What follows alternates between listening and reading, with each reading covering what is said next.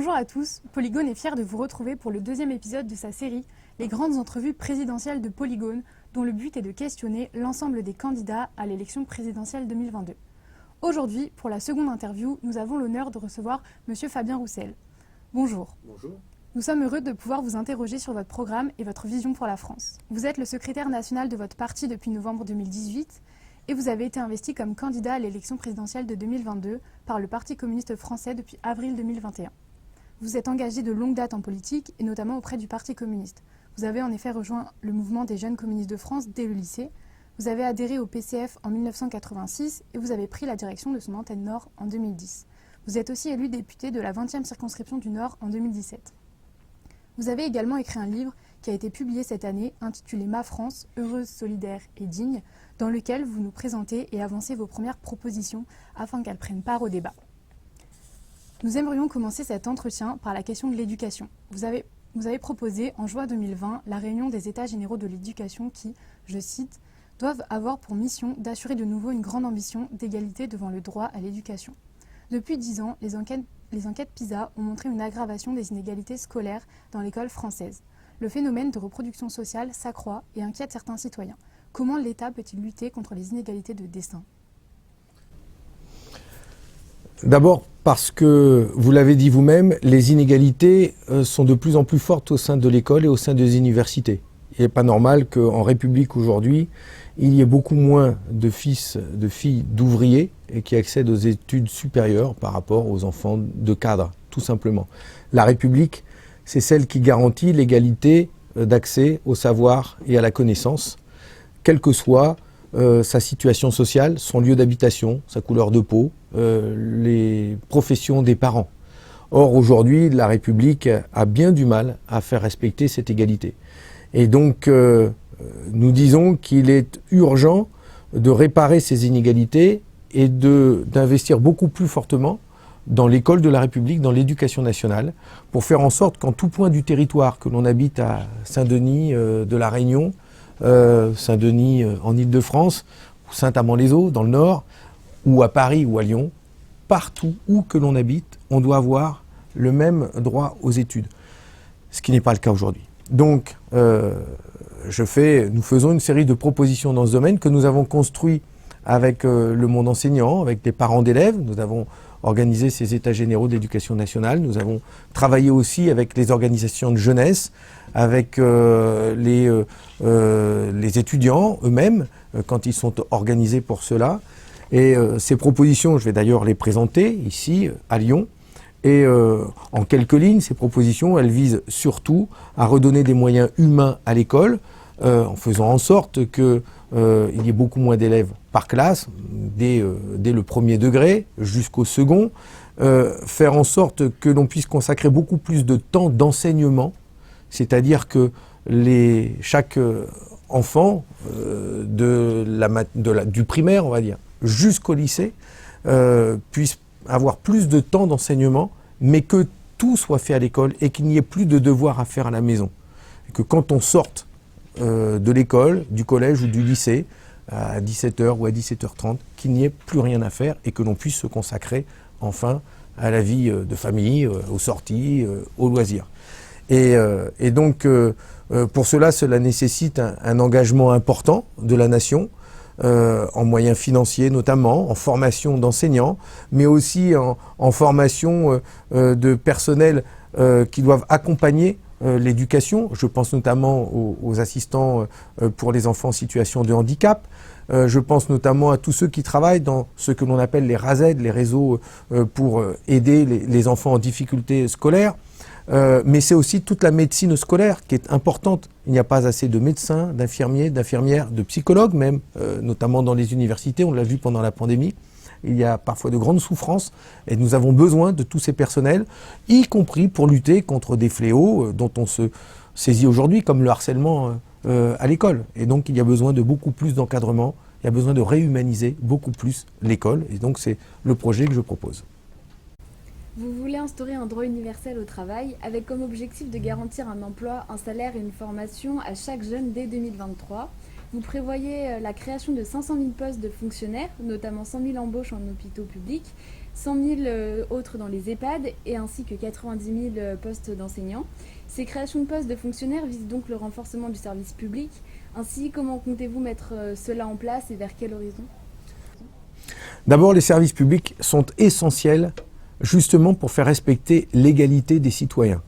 Donc on ait partout où que l'on habite le même droit pour ses enfants d'aller à l'école, de se soigner, d'avoir accès à des établissements spécialisés quand on est âgé et que l'on en a besoin, que l'on habite à la campagne ou dans les grandes villes, on doit avoir les mêmes droits pour tous et pour tous. Donc vous avez cité ces secteurs qui sont prioritaires, il n'y a pas que ceux-là, mais ceux que vous avez cités, ce sont pour nous des services publics qui sont essentiels.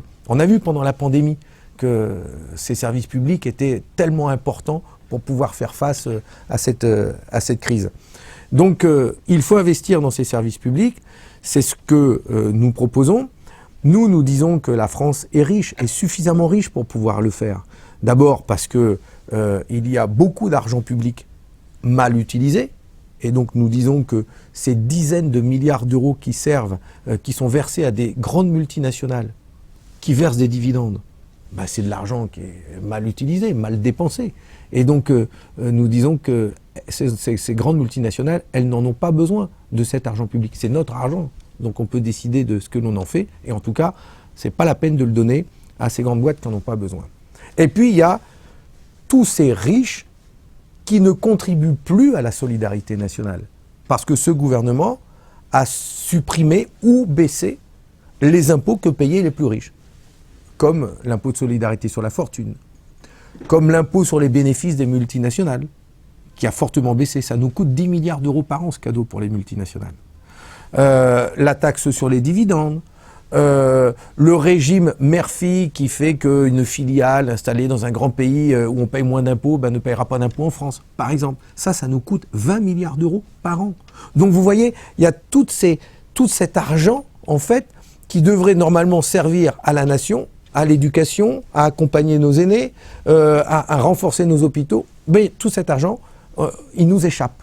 Voilà, ce sont ces grandes multinationales, les GAFA notamment, qui captent ces richesses et qui privent l'État d'investir dans ces services publics. Donc nous voulons faire en sorte que les richesses que nous produisons, les nôtres, ceux des travailleurs, vos parents, ceux qui produisent les richesses, doivent servir au pays, à la nation, à nos services publics notamment. Puis quand nous défendons, l'idée qu'il est possible de garantir à chacun un revenu et un emploi, c'est parce qu'il y a les services publics, mais il y a aussi tout le secteur privé où il faut réindustrialiser le pays, il faut réindustrialiser la France, il faut relocaliser les entreprises.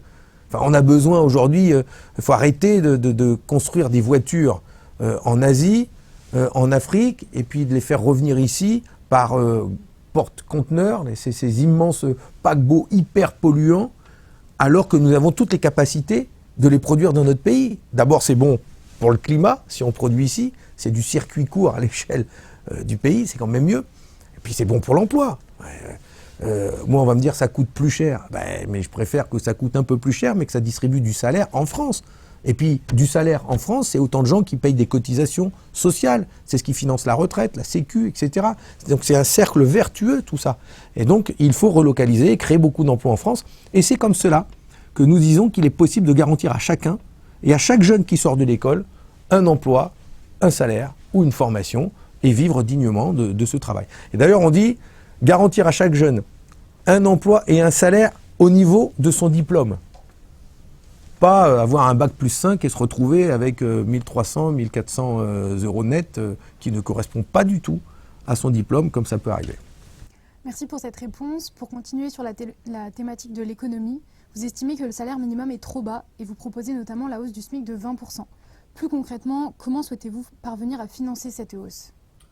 Aujourd'hui, le salaire, le SMIC, est à 1280 euros net. Il ne permet pas de vivre dignement. Tout le monde le dit. Tout le monde est d'accord, à tel point que même le gouvernement, lui, dit que ce salaire, ce SMIC, est trop bas, et donc il a prévu une prime d'activité. C'est-à-dire, il a prévu 250 euros de prime, en plus pour ces salariés qui seraient au SMIC. Mais pour y avoir droit, il faut aller les chercher à la CAF, c'est une allocation, et encore, c'est selon les revenus du foyer. Ça veut dire que si une femme de ménage, par exemple, a un SMIC à 1200 € et qu'elle sollicite cette prime, mais que son mari gagne 1700, 1800 €, elle n'y aura pas le droit. Parce que carrément, c'est indécent même.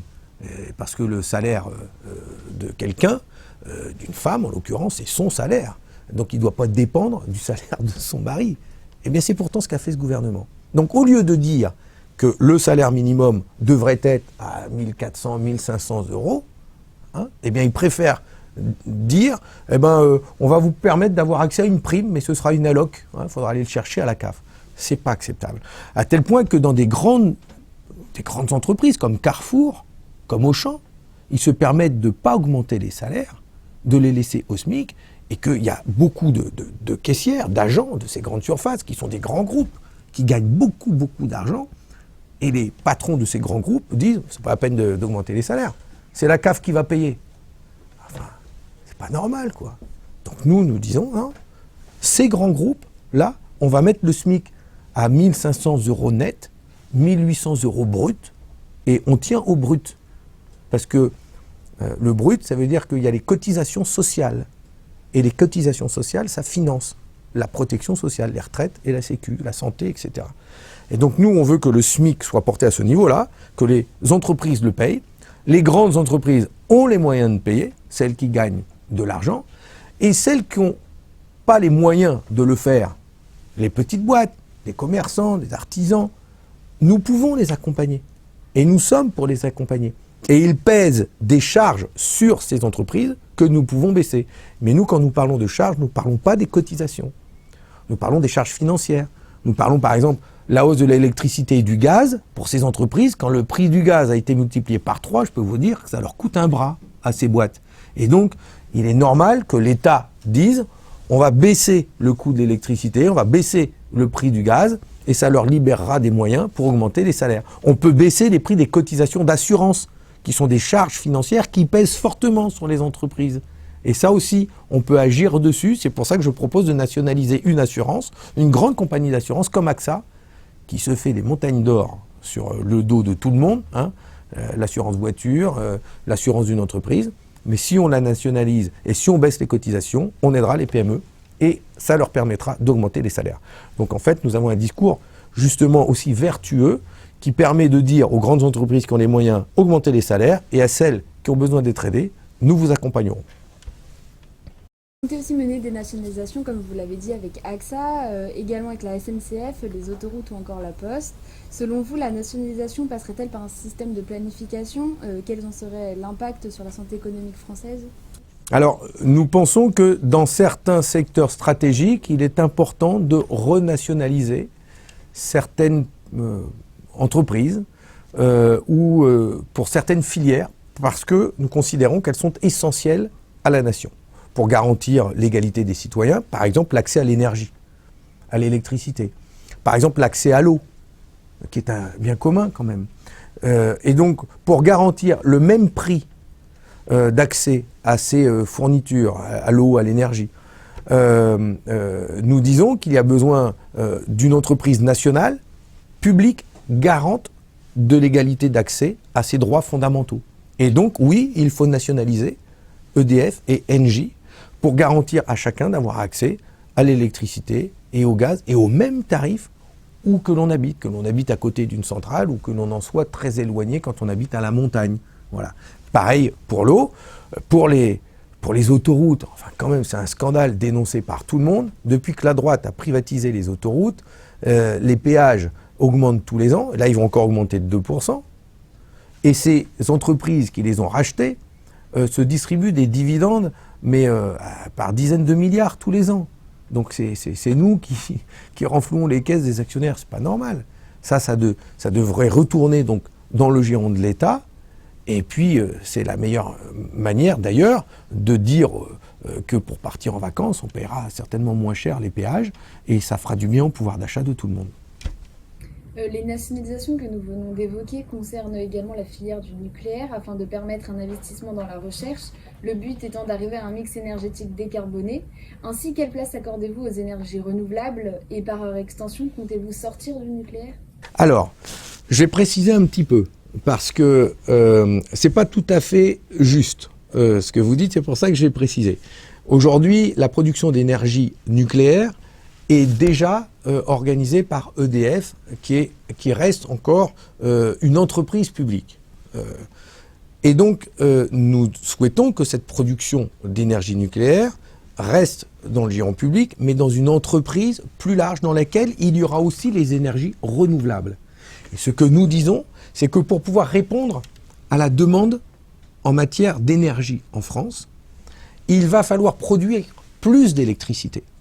Parce que notre objectif, si vous le partagez, notre objectif à tous, si on veut tenir nos objectifs climatiques, c'est de sortir des énergies fossiles, pétrole, gaz et charbon. D'accord ? On est tous d'accord là-dessus. Il faut sortir de ces énergies fossiles. Or, ces énergies fossiles, elles représentent aujourd'hui 60% de notre consommation d'électricité, de notre consommation d'énergie. 60%. 60% énergie fossile, 40% électricité. Donc, si on veut sortir des énergies fossiles, il va falloir augmenter la production d'électricité. C'est incontournable. Incontournable. Et donc, nous disons que pour augmenter la production d'électricité, il faut de l'énergie nucléaire et il faut des énergies renouvelables. Et nous proposons, nous, un mix nucléaire renouvelable, mais qui augmente tous les deux. Bien sûr, le nucléaire, il est déjà élevé, donc il doit augmenter un peu, mais les énergies renouvelables doivent augmenter beaucoup, beaucoup. Mais ça doit se faire dans un cadre public. Parce que si on vend, comme c'est le cas aujourd'hui, les énergies renouvelables, les éoliennes, le solaire, voire les barrages hydrauliques, qui sont aujourd'hui publics et qui sont des énergies renouvelables, si on les vend au privé, tout ça, demain, eh bien, si l'énergie nucléaire ne peut pas répondre et qu'on fait appel aux renouvelables, eh bien là, ce sera des boîtes privées qui diront « Ah oui, mais comme il y a une forte demande, on va vous la vendre plus cher. » Et ça va jouer sur les entreprises, ça va jouer sur les ménages, et ça, c'est pas acceptable. Si on veut sortir du pétrole, du gaz ou du charbon, investissons dans le renouvelable et dans le nucléaire, c'est la seule sortie. Et puis, pourquoi la recherche ? C'est très important, vous avez raison de le citer, parce que la recherche dans le nucléaire, c'est la seule voie pour pouvoir produire de l'énergie nucléaire sans produire de déchets radioactifs. C'est ça aussi l'avenir. Et il y avait un beau projet qui était le projet Astrid, que Macron a arrêté, qui travaillait sur des futurs générateurs d'énergie nucléaire, qui consommaient 99% du minerai d'uranium. Ça veut dire qu'il n'y avait plus de déchets radioactifs et donc plus rien à enfouir pendant des siècles. Et donc, si on veut justement se préoccuper de la planète, il faut demain penser à de nouvelles centrales nucléaires qui ne produiront plus de déchets radioactifs. À l'été 2020, vous parliez d'un nouveau mode de développement qui devra lier transition écologique et réindustrialisation. Comment comptez-vous concrètement lier ces deux principes ? D'abord, il faut fixer des objectifs et l'État doit être là pour dire que nous devons baisser fortement nos émissions de gaz à effet de serre et pour cela, avoir de nouveaux modes de production de biens pour répondre aux besoins du pays. Je parlais des voitures, et ça peut être demain décider de relocaliser la production de télé, machines à laver, biens de consommation. Il faut relocaliser ces biens. Mais il faut les produire en respectant les êtres humains et la planète. Donc, les êtres humains, je fais confiance aux syndicats pour les défendre et faire en sorte que dans les entreprises, on leur donne plus de pouvoir pour que quand on produit des biens, eh bien, on produise en faisant en sorte que quand on travaille, on s'épanouisse, quoi. Et le travail, le lieu de travail, l'entreprise, ça ne doit pas être seulement un lieu où on y va à reculons, avec des pieds de plomb, parce qu'on ne s'y sent pas bien, parce qu'on est exploité, parce qu'on n'a pas de temps de pause, parce qu'on nous demande de faire des choses qu'on ne comprend pas. On veut s'épanouir au travail. Et j'espère que vous vous épanouirez, vous ici, vous aussi au travail. Mais on doit pouvoir le garantir à tout le monde. Donc il y a d'abord l'épanouissement humain au travail. Et moi, je veux donner plus de pouvoir aux salariés et aux syndicats dans les entreprises pour le garantir. Mais de l'autre côté, il ne faut plus épuiser la planète, nos ressources naturelles aussi. Donc produire local pour éviter les importations, mais produire en faisant attention à nos émissions de gaz à effet de serre, en faisant attention à nos ressources naturelles, à la gestion de l'eau, à nos forêts. Et donc cela, on doit réussir à le faire mais donc pas comme avant, pas en polluant et en préservant ses ressources naturelles. Donc ça veut dire des investissements beaucoup plus importants. Et donc ça veut dire aux entreprises, au capital, on va dire, aux actionnaires, peut-être de gagner moins d'argent, parce qu'il va falloir investir un peu plus dans la manière de produire. Peut-être qu'il y aura un peu moins de rentabilité, mais l'intérêt de tous, pour sauver la planète, c'est de changer de mode de production, justement.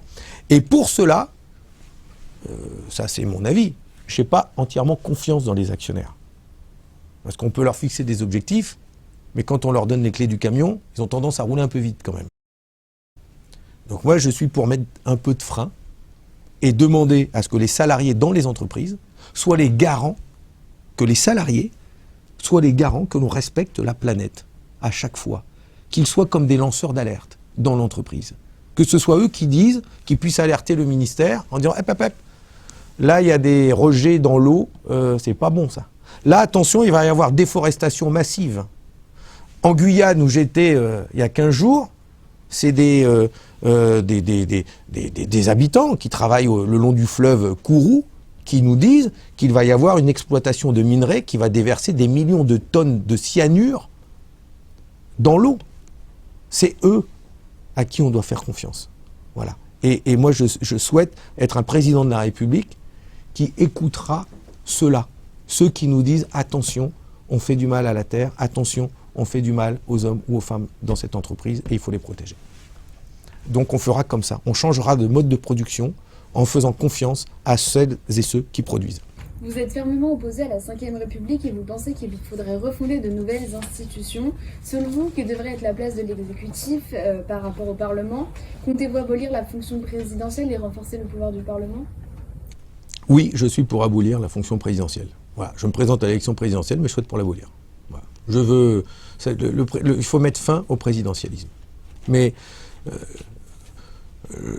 nous sommes arrivés au bout d'un système. Et la crise pandémique le montre. Les choix du président de la République, aujourd'hui, de lutter contre cette crise sanitaire avec des décisions qui sont difficiles à prendre, parfois à comprendre même. Ces décisions, il les prend dans un conseil de défense, enfermé dans un bunker, avec quelques ministres, et ils décident ensemble. C'est pas comme ça que l'on suscite, que l'on arrive à gagner l'adhésion des concitoyens aux décisions que l'on doit prendre tous ensemble. Donc, je propose que, ensemble, nous discutions d'une nouvelle République qui redonne tous ses pouvoirs au Parlement, à l'Assemblée nationale et au Sénat. Et qu'à l'issue des élections législatives, eh bien, les députés forment une majorité et qu'ils désignent en leur sein un Premier ministre qui conduira la politique du gouvernement, mais qui sera seul à la conduire. Et le président de la République n'aura plus besoin d'être élu au suffrage universel, il pourra être désigné, comme en Angleterre, comme dans d'autres démocraties, au sein des parlementaires, mais ce président de la République n'aura plus toutes les fonctions qu'il a aujourd'hui sous la Ve.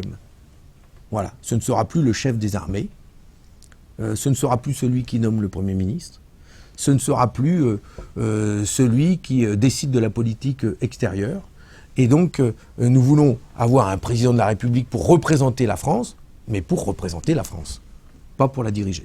Il faut redonner tous les pouvoirs démocratiques au Parlement et redonner des pouvoirs aux salariés dans les entreprises pour toutes les raisons que j'ai évoquées avant. Vous avez à de multiples reprises annoncé que vous vouliez retirer la France de l'OTAN. Cette volonté a été renforcée d'abord par la perte de contrat avec les Australiens au profit des Américains, puis par l'enjeu de la présidence française de l'Union européenne avec la tenue à Madrid en juin 2022 d'un sommet Union européenne-OTAN. Vous souhaitez que par cette initiative, la France retrouve son indépendance diplomatique. Toutefois, l'équilibre entre autonomie stratégique et coopération sur le plan de la défense et de la diplomatie n'est pas aisé à trouver. Vous envisagez donc de redéfinir l'agenda stratégique et diplomatique de la France en Europe, mais aussi vers d'autres acteurs comme la Russie. Quels en seraient les différents objectifs? D'abord, oui, je confirme que nous devons arrêter d'être alignés derrière la politique des États-Unis à travers l'OTAN, puisque depuis que nous l'avons réintégré, c'était le choix du président Sarkozy de l'époque, la France s'est retrouvée mêlée à des guerres et dans une politique internationale que nous ne partageons pas toujours. Et d'ailleurs, qui se mène parfois à nos dépens, comme ce fut le cas dernièrement, quand les États-Unis et la Grande-Bretagne ont conclu dans notre dos un contrat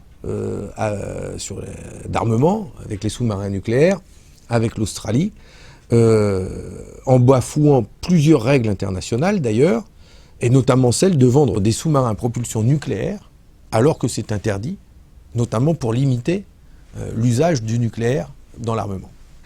Donc ça, il faut que ça cesse. Il faut arrêter d'être aligné derrière les États-Unis. Mais ça ne fait pas une politique de ne plus être aligné derrière les États-Unis. Et si on sort de l'OTAN, c'est pour quoi faire? Nous disons, nous, que pour assurer la sécurité collective de l'Europe, il faut aller plus loin que du seul cadre de l'Union européenne. L'Union européenne s'arrête là à des frontières, on l'a vu, avec la Biélorussie. Si nous continuons à aller dans une course, une escalade guerrière avec la Russie, avec la Biélorussie, avec tous ces pays qui sont à la frontière de l'Union européenne, eh bien, nous risquons la guerre. Il faut sortir de cette escalade. Et donc, nous disons que pour sortir de cette escalade, il faut dialoguer. Et il faut trouver le cadre d'un dialogue entre nous.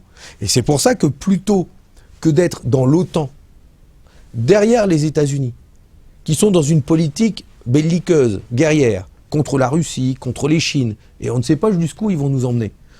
Nous préférons dire, sortons de ce cadre-là et proposons un autre cadre. Et pas nous enfermer dans un traité pareil, guerrier, avec les Russes. Surtout pas. Moi, je ne suis pas l'ami de Poutine. Mais la diplomatie, c'est pas de parler seulement qu'avec ses amis. Hein. La diplomatie, c'est de parler avec tout le monde. Et de construire un dialogue, parce que nous disons que tant que l'on dialogue, on ne se dispute pas. On peut se disputer, mais en tout cas, on ne se fait pas la guerre. Et donc, c'est surtout ça qu'il faut éviter. Et donc, pour construire ce dialogue, nous proposons un traité pan-européen qui va de Paris jusqu'à Moscou, qui nous permettrait d'avoir un cadre de coopération et d'échange entre nous, avec un principe. C'est que dès qu'il y a un problème, on se retrouve tous et on en parle ensemble.